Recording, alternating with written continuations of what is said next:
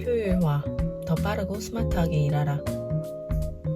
우리는 자신의 시간을 투자할 프로젝트를 선택할 때 정말 신중하게 고민한다.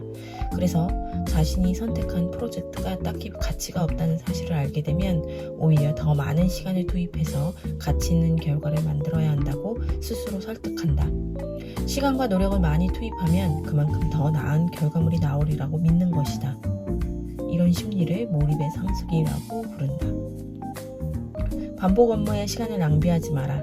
1년에 30회 이상 수행하는 일은 자동화를 하거나 외주를 주는 편이 나아요.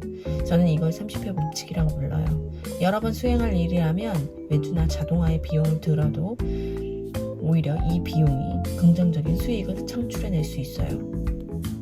티타임 초대를 거절해야 하는 이유. 사람들은 자신의 시간을 요구하는 요청을 받으면 쉽게 승낙한다. 상대가 부탁한 것이 돈이 아니라 시간이기 때문이다. 그래서 요청을 들어줘도 돈이 전혀 안 드는 것처럼 느껴진다. 하지만 업무 시간을 할애해서 상대방과 커피를 마신다고 가정할 때 이를 시급으로 계산한다면 분명 비용이 발생한다. 게다가 티타임 때문에 처리하지 못한 일을 하느라 야근을 해야 할 수도 있다. 크레스웰은 다른 사람을 돕고 싶은 마음은 굴뚝 같지만 그렇다고 해서 일과 삶의 균형을 깨트리고 가족과 보내는 시간까지 할애하면서 상대를 돕지는 않는다.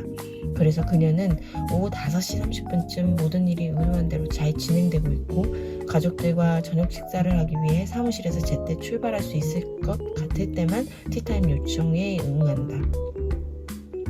쓸모없는 회의를 획기적으로 줄이는 법. 자신의 역할과 업무가 명확한 회의에만 참석할 수 있게 됐다. 그는 회의 주최자에게 자신의 역할을 분명하게 해달라고 요청하는 것이 자신의 인지 과부하를 크게 낮췄다고 말했다. 누구의 시간도 낭비하지 마라. 2018년 앤드루 반스의 부동산 회사 퍼페추얼 가디언은 주 4일째 근무의 영구 도입으로 전 세계 언론의 헤드라인을 장식했다. 반스가 효율적인 시간 활용과 불필요한 회의 제거를 위해 만든 이런 규칙은 마이크로소프트 재팬이 주 4일 근무 제도를 시범 도입하면서 일본에서도 반향을 불러일으켰다. 동영상으로 회의를 대체하라. 리모트의 전 직원 회의는 30분밖에 열리지 않는다. 짧은 시간도 놀랍지만 더 독특한 건 진행 방식이다.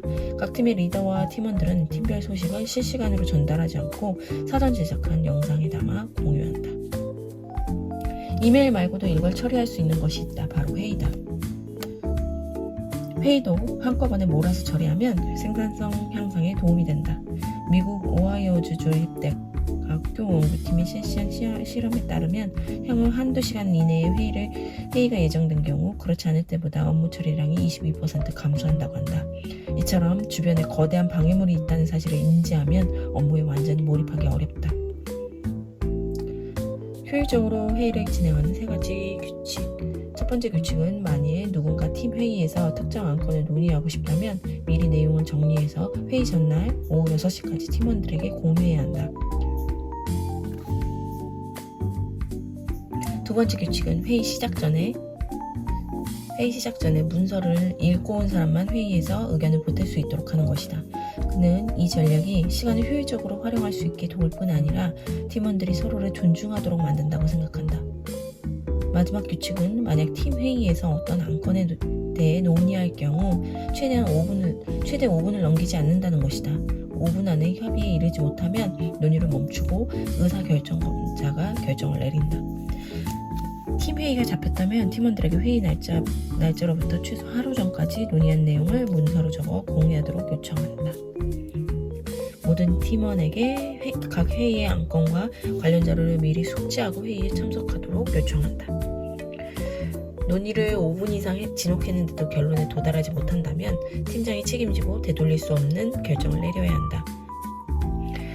다음 회의에는 의사결정이 필요한 안건의 선택지를 추가해서 의사결정이 지연되지 않도록 한다. 할 일 목록에 논의할 일 항목이 필요한 이유. 칸반보드란 프로젝트의 업무 흐름을 간단한 도표 형식으로 시각화하여 한눈에 파악하기 쉽게 돕는 서식이다. 칸반보드는 기본적으로 3열로 구성된다.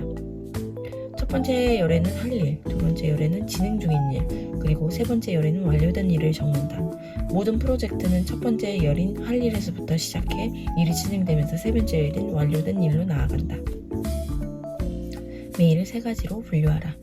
아무 목적 없이 받은 편지함을 열고 이메일을 확인하면서 시간을 보내지 않는다. 대신 생산적으로 일하기 위해 이메일을 확인하는 과정을 다음과 같이 구체화했다.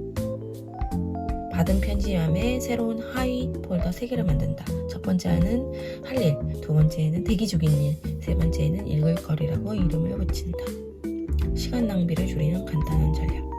파킨슨의 법칙에 따르면 사람들은 마감기한이 임박할 때까지 일을 미루고 또 미루는 경향이 있다. 연구 결과에 따르면 사람들이 빠르게 생각하고 일하도록 자기 자신을 몰아붙일수록 기분이 개선된다고 한다.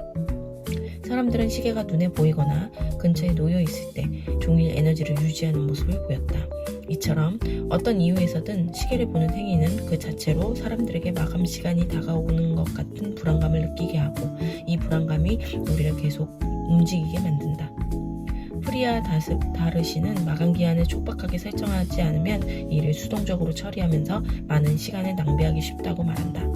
일정을 빠듯하게 세우고 약속한 기한 내로 일을 끝내기로 자기 자신과 약속했다면 이는 자신에게 싸움을 건 것과 같아요. 사람들은 성취하고자 하는 목표가 생기면 저절로 효율적이고 생산적으로 행동하기 마련이거든요.